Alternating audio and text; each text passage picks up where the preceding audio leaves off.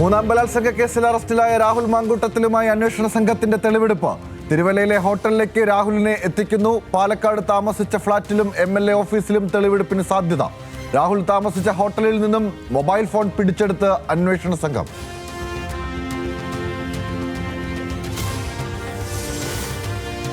മുന്നണി മാറ്റ അഭ്യൂഹങ്ങൾക്കിടെ ജോസ് കെ മാണി കേരളത്തിൽ തിരിച്ചെത്തി. പാർട്ടി UDF-ൽ ചേക്കേറുമോ എന്നതിൽ വ്യക്തത വരുത്തിയേക്കും.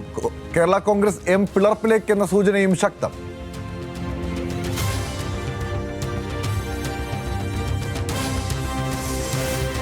ശബരിമലയിൽ വിഗ്രഹത്തിൽ അഭിഷേകം ചെയ്ത നെയ് വിറ്റതിൽ കൂറ്റൻ ക്രമക്കേട്.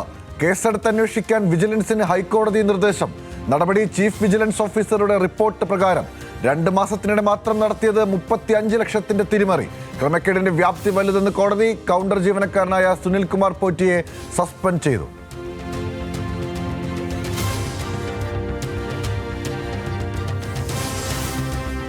ശബരിമലയിൽ മണ്ഡല മകരവിളക്ക് മഹോത്സവം ഇന്ന്. തിരുവാഭരണ ഘോഷയാത്ര വൈകിട്ട് സന്നിധാനത്തെത്തും.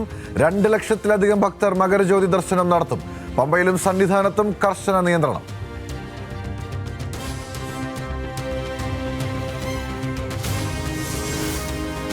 അറുപത്തിനാലാമത് സംസ്ഥാന സ്കൂൾ കലോത്സവത്തിന് ഇന്ന് തൃശൂരിൽ തിരിതെളിയും. 10 മണിക്ക് മുഖ്യമന്ത്രി പിണറായി വിജയൻ ഉദ്ഘാടനം ചെയ്യും. 24 വേദികളിലായി 5 ദിവസം പൂരനഗരിയിൽ കലാമാമാങ്കം. ഒരുക്കങ്ങൾ പൂർണ്ണമെന്ന് മന്ത്രി വി ശിവൻകുട്ടി.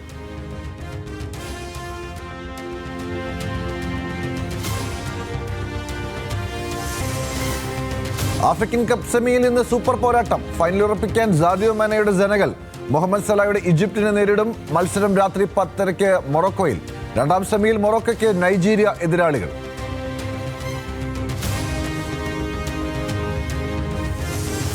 മൈക്കൽ കാരിക്കിനെ പരിശീലകനാക്കി പ്രീമിയർ ലീഗിൽ ക്ലബ് മാഞ്ചസ്റ്റർ യുണൈറ്റഡ്. മുൻ താരവുമായ സീസണിലേക്ക് കരാർ ഒപ്പിട്ടു. മാഞ്ചസ്റ്റർ സിറ്റിക്കെതിരായ സൂപ്പർ പോരാട്ടം ആദ്യ വെല്ലുവിളി. കാരിക്ക് എത്തുന്നത് പുറത്താക്കിയ റൂബൻ അമോറിമിന് പകരം.